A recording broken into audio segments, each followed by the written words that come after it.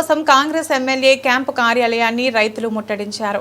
చర్చర్ల నియోజకవర్గంలో యూరియా కొరత తీవ్రంగా ఉండటంతో యూరియా సరఫరా చేయాలంటూ కాంగ్రెస్ ఎమ్మెల్యే అనిరుద్ రెడ్డి క్యాంపు కార్యాలయాన్ని ముట్టడించారు. క్యాంపు కార్యాలయంలోనే ఉన్న అనిరుద్ రెడ్డి యూరియా ఇచ్చేంత వరకు కదిలేది లేదని రైతులు తేల్చి చెబుతున్నారు.